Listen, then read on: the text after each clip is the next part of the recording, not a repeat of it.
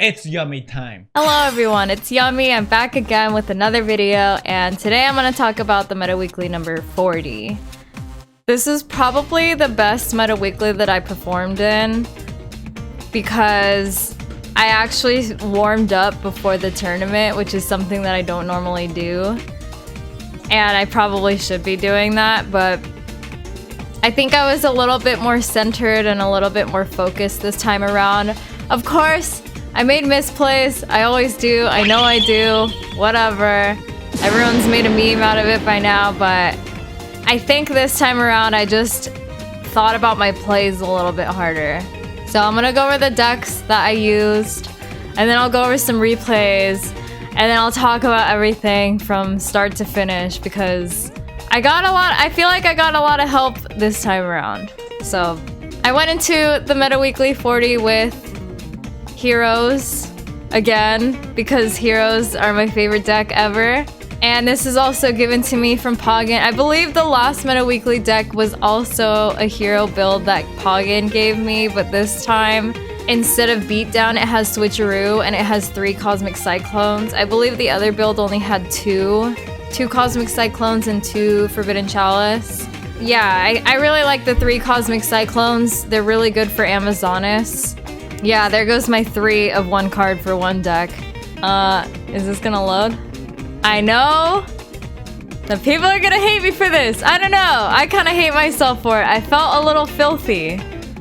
I played Furries in this Meta Weekly, and Furries for Hires are a deck that I have not played since my last, I don't know, like 2 months ago, maybe like 2 seasons ago. I think I used it to climb, and I believe I made King of Games with Furries 2 seasons in a row. And then after that, I just kind of wanted to ditch the deck. I was like, this is dirty, it's too easy, it's boring. I can't keep playing this, but Furries was a thing that I went into the Meta Weekly with because I was talking to Black Jesus pre-Meta Weekly, like before the tournament started, maybe an hour before. He was helping me out, like he was helping me prepare for this and practice. And he told me, he was like, a lot of people are running sealed tombs in tournaments, so if I were you, I probably wouldn't play a deck that relied on a bunch of graveyard effects because your graveyard's basically sealed for 2 turns. So you can't banish anything from the graveyard, and you can't summon anything from the graveyard to activate any effects. So I was like, okay, maybe Furries would work out. He suggested it to me anyways, and even though it was a deck that I hadn't played in like 2 months, I was pretty confident using it just because I feel like it's a pretty straightforward deck to use. You kind of pick which for hire that you want to get rid of a back row, or, you know, obviously that whiz with that negate. It's just a pretty easy deck, and it's a very powerful one. This is a deck that I found on duellinksmeta.com, as always, because I always net deck. I don't care. Flips built this one, but I kind of edited it to my taste. I added a 3rd seal, whereas his build had a 3rd whiz in it. I just don't like 3 whiz because I don't want to brick with it. And instead of a Wall of Disruption, which is the one that I added into this deck, he had a Drowning Mirror Force. But basically, this is the exact same build. 2 Galaxy Cyclones, 2 Mayhem for Hires, and 2 Treacherous Trap Holes, just for, you know, like the consistency of drawing the Treacherous. And then of course I had the Treacherous in my other deck, so that was my 3 of. I know everyone wants Treacherous Trap Hole banned, but we can't argue that it's such a powerful card that if it ever gets used on anyone, you basically win the game, maybe. Unless they're playing vampires or something. Yeah, those were the decks that I went into the Meta Weekly with. Let's go over some replays. So these replays here are between me and Dark Goso. I think we ended up playing 3 games. He won 1, and then I won 1. And then we ended up playing a 3rd game. But this is, I believe, the 2nd game, if I'm not mistaken. So I lost with Heroes first, probably, and then I switched into For Hires. He was playing Amazonas.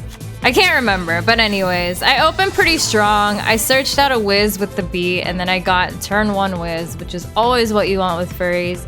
Didn't set my back row because if I had a Galaxy Cyclone in my hand, I might as well just try and get rid of something that was set. Whereas if he had destroyed a Galaxy Cyclone, I could still use it to banish and target a face-up card, but I just kept it in my hand, and then I kept a Mayhem for Hire in my hand for negate. He ends up getting a Tiger out on the field and setting 3 back row, but he didn't attack me with good reason. He probably thought I had another monster in my hand or something. Normally you don't want to attack furries if they have a full board, because if they get to special summon a Donbot on the field and use that effect, then they could just pop your monster and then it sucks, but he didn't attack me. I ended up topping a Dyna, and then I used Galaxy Cyclone on the farthest from the deck back row, and it was a Wall of D. I usually pick the last one just because if I ever set 3 back row, people normally go for the first 2 if they want to destroy something. So my line of thinking was like, something important is probably in the 3rd slot, but I mean, it's Amazonas, so all of their back row is important anyways. But I kept the Mayhem in my hand.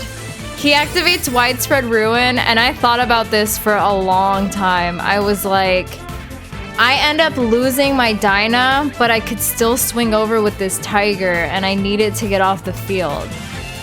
So I just had to let it go. I let the Widespread Ruin happen, and then he activated Onslaught, and that was mainly what I was saving that Wiz Negate for, which is what you should be doing.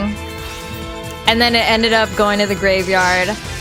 But here, after this, because he has 3 traps in his graveyard, he activated Endless Trap Hell. This guy got an Onslaught back into his hand. I was like, are you kidding me? Like, the odds of that happening, are you serious? So I was pretty mad, but I topped another monster, and then he activated Onslaught again, and then I just ended up negating it again, and that was game. But it could have been really bad. If I had negated that Widespread Ruin, he would have been able to just banish my monsters. Once Onslaught's on the field, it's really hard to get rid of. So yeah, normally you want to save that Wiz Negate just for the Onslaught, even though your monster could get destroyed, or I don't know, like it could be a Wall of D or something.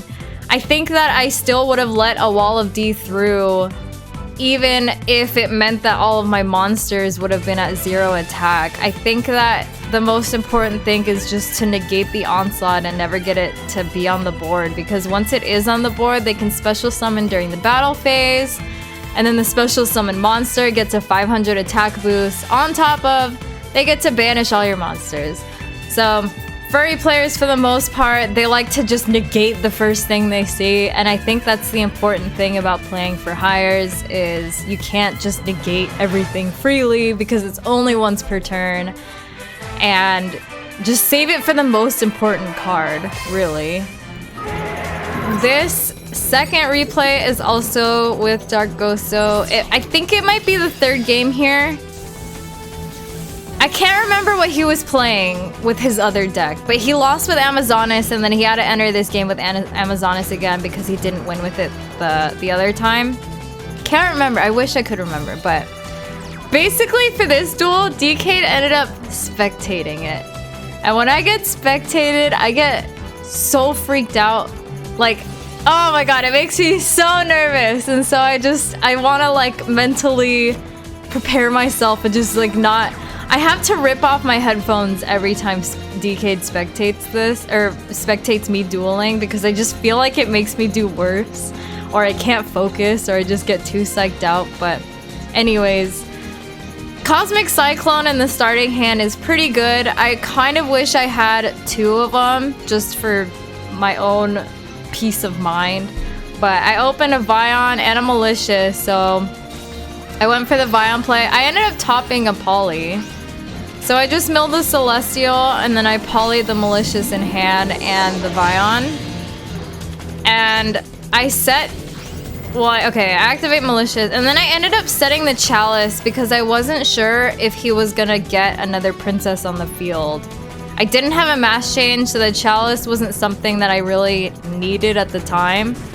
So I ended up swinging into it with Dangerous, and then I chained the Cosmic Cyclone because it's happened many a time where I just try to blind Cyclone an Amazonas player, and it's like, you really shouldn't be doing that. You should wait for them to activate the Onslaught, and then you can Cyclone it off. But he activated Widespread Ruin, and that kind of sucked. So there goes my Dangerous. He saves his princess, but now his Onslaught's banished. So now I just have to wait on the second one, which is why I set the Chalice. I didn't want him to search it out in case he didn't have one. So, cue the monkey noise. I forgot that Princess effect on Attack Declaration was optional. I thought for whatever reason that the Princess effect got to special summon, or it was like a mandatory effect, but I guess he ended up pressing no. So I activated this Chalice for nothing!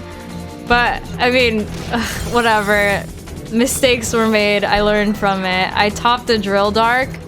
There's no delay. In my head, there's like not really any delays going on here. At least, not that I saw. So that was the Wall of D.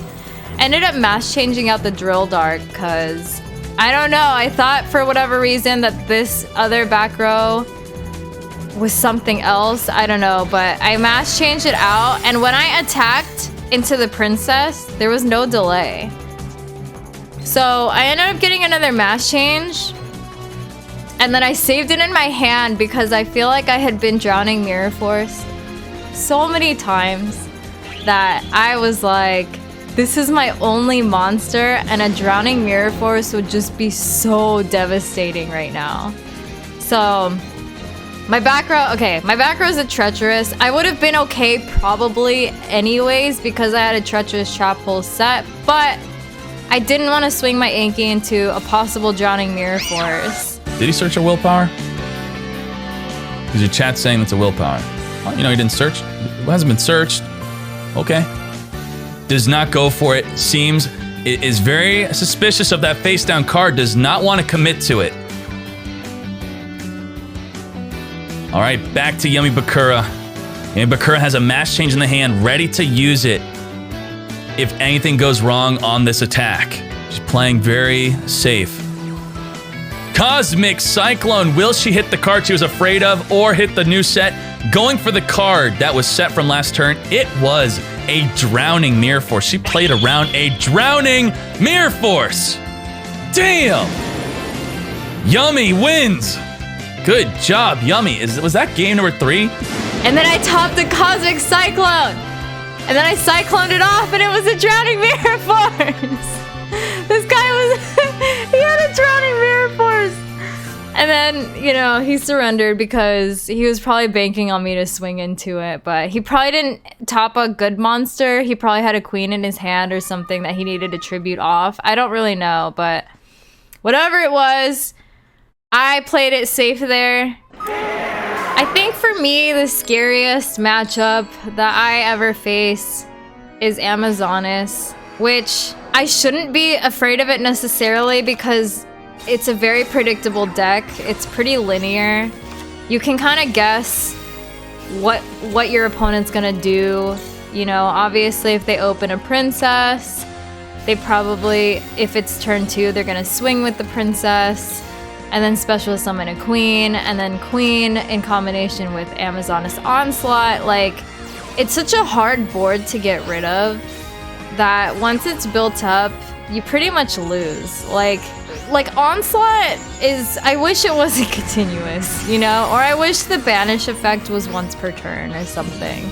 They could choose which monster they want to banish, but because Onslaught banishes everything that battles an Amazonas monster, you don't even want to swing anymore because you don't want to risk your monsters getting banished, but on the next turn, even if you end your turn, they could just swing their monsters into yours. So it sucks pretty bad. It's really hard for me to deal with. I don't know how others feel about it. Maybe they feel the same way. Cosmic Cyclone to me is the only way to really combat the Onslaught. When Black Jesus... Black Jesus.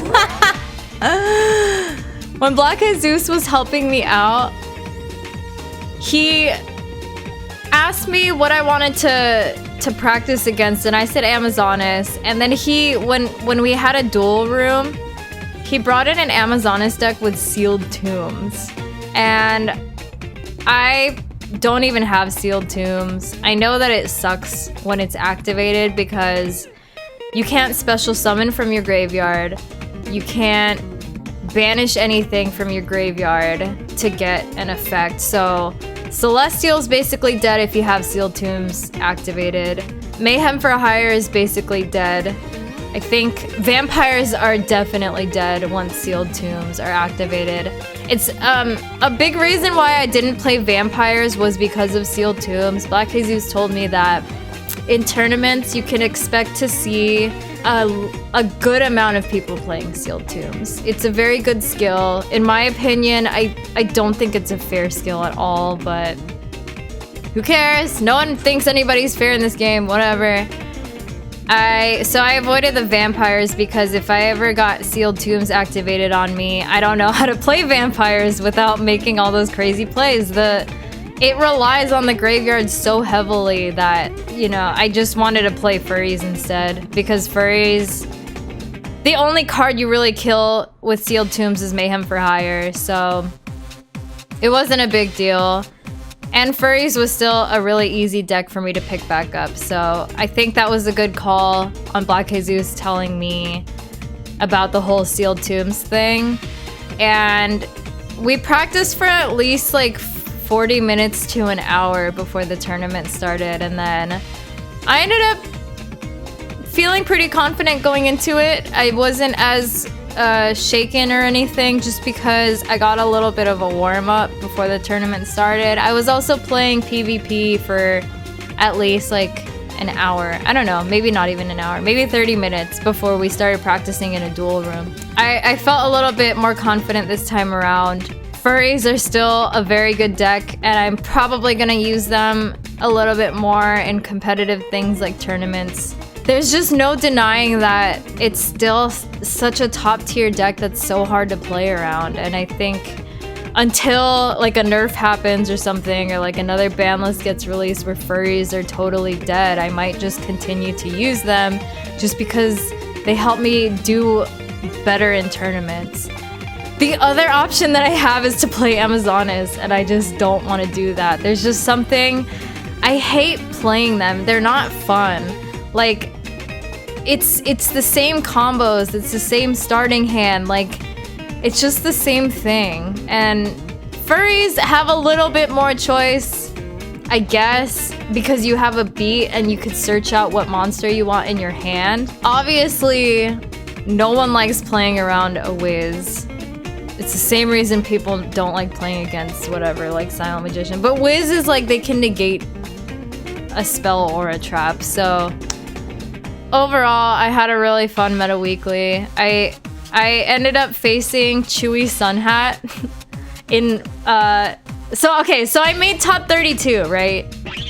And then I saw Chewy Sunhat on the stream, on DK's stream. He went undefeated with Monarchs. I forget what else he was playing, but the only thing that stuck in my head was this guy's playing Monarchs and he hasn't lost yet. And I was like, oh crap, I'm gonna lose against this guy. I ended up winning one round with my For Hires versus his Monarch deck, but it was probably because he bricked. He probably didn't have a very good hand. That was like an easy win, but otherwise, like, I was pretty scared facing him. I know how good he is. And then I also faced Monkey Boy in one of my Swiss rounds, and he's really good too. So like when I face players that I see in like the Duel Links community, like even like Dark Ghost, so like if I see people that I've seen on stream and stuff like that and I know they're a good player, I like freak out a little bit. Like I'm like just a potato in this pool of like top tier players, no big deal. I think doing things like tournaments more, it raises the standards, at least for me, of how well I should be playing. I kind of surround myself around like with all these top tier players, and because of that, I'm like learning from them, especially watching the stream as well. I could see how other players play around certain archetypes. And I think it's helping. Everyone makes fun of me all the time for like being a potato, whatever. But I want to say I'm pretty confident in saying that I'm getting at least a little bit better. On stream and stuff, I make a lot of mistakes. I definitely make a lot of mistakes if it's decks that I've never even played before. But when it's something like heroes or something like that, like heroes or vampires. Honestly, I haven't played vampires in a little while, so I might be getting rusty with them. But heroes and vampires are just a deck that I'm so comfortable with that if I were to just practice with the right kinds of people, I could learn how to be more competitive with it and get better with timing. Because I think that's all I really need is just time to practice with all the decks I already know and love. That's all I really have to say about it. Overall, very good Meta Weekly. Thank you, Decade, for doing this every single week. And thank you so much to everyone in the Discord who is so nice, who helps me out with deck building. They help me out with coaching, I guess, if you want to call it. They, you know, they're always open to help you out. And I think that's really nice to have, especially if you want to be a good competitive player. So very thankful. Everyone's so nice. Thank you all for watching. I hope you tune into the stream this weekend. I don't know what I'll be playing, actually. The synchro hype has kind of died down a little bit, but I'm sure I'll find something because I always net deck. But I hope everyone has a good day. I will see you all later. Bye.